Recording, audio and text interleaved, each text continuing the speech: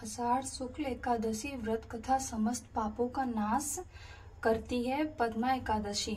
धर्मराज युधिष्ठिर ने कहा, हे केशव, आषाढ़ शुक्ल एकादशी क्या नाम है? इस व्रत के व्रत करने की विधि क्या है? किस देवता का पूजन किया जाता है?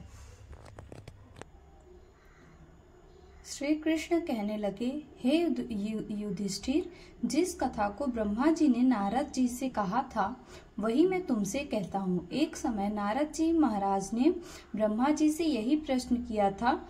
तब ब्रह्मा जी ने उत्तर दिया था कि हे नारद, तुमने कलयुगी जीवों उद्धार के लिए बहुत उत्तम प्रश्न किया है, क्योंकि देवशयनी एकादशी व्रत सब व्रतों में उत्तम है। इस व्रत को समस्त पाप नष्ट हो जाते हैं और जो मनुष्य इस व्रत को नहीं करते वे नरकगामी होते हैं।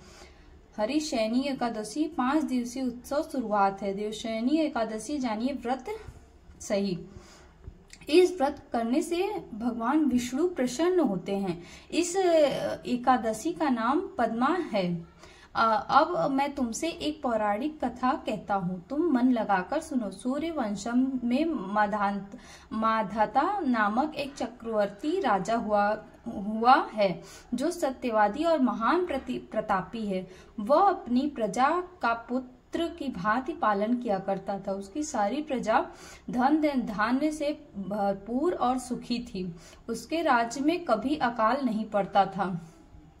एक समय उस राजा के राज्य में 3 वर्ष तक वर्षा नहीं हुई। अकाल पड़ गया। प्रजा अन्न की कमी के कारण अत्यंत दुखी हो गई। अन्न के न होने से राज्य में यज्ञादि भी बंद हो गया। एक दिन प्रजा राजा के पास जाकर कहने लगी कि हे राजा, सारी प्रजा त्राय त्राय पुकार रही है, क्योंकि समस्त विश्व की सृष्टि का कारण वर्षा है। वर्षा के अभाव में अकाल पड़ गया है और अकाल से प्रजा मर रही है।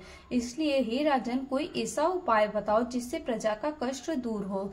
राजा माधाता कहने लगे, आप लोग ठीक कह रहे हैं, वर्षा से ही अन्न उत्पन्न होता है। आप लोग वर्षा न होने से अत्यंत दुखी हो गए हैं।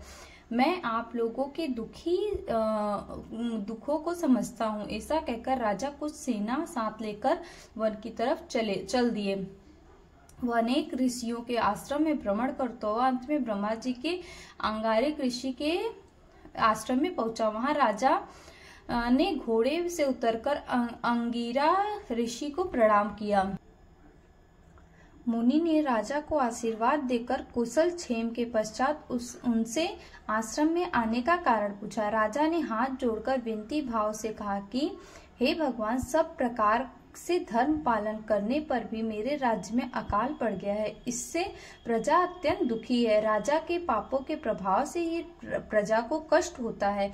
ऐसा शास्त्रों में कहा है। जब मैं धर्मानुसार राज्य करता हूँ तो मेरे राज्य में अकाल कैसे पड़ गया, इसके कारण का मुझे अभी तक पता नहीं चल सका। अब मैं आपके पास इसी संदेह को निवृत्त कराने के लिए आया हूँ। कृपा करके मेरे इस संदेह को दूर कीजिए, साथ ही प्रजा के कष्ट को दूर करने का कोई उपाय बताइए। इतनी बात सुनकर ऋषि कहने लगे, हे राजन, यह सतयुग सब युगों में उत्तम है।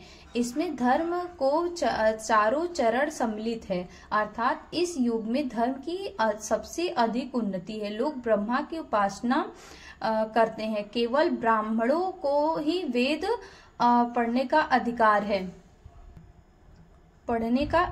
है।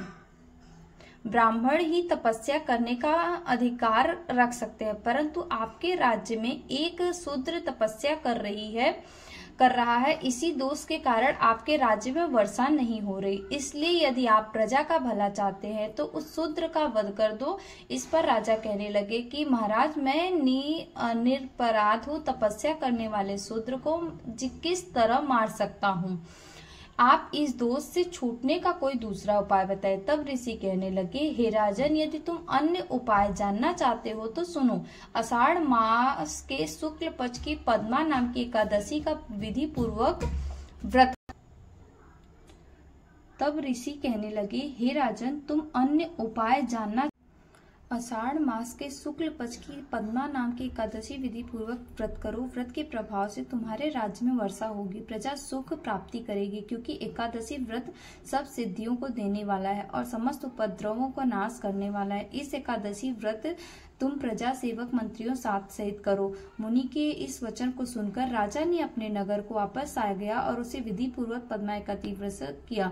उस व्रत के प्रभाव से वर्षा हुई, प्रजा को सुख पहुंचा। इस मास की एकादशी सब व्रतों को मनुष्य करना चाहिए। इस व्रत से लोक में भोग, परलोक में मुक्ति देने वाला है। इस कथा को पढ़ने सुनने से मनुष्य की समस्त पाप का नाश हो जाता है।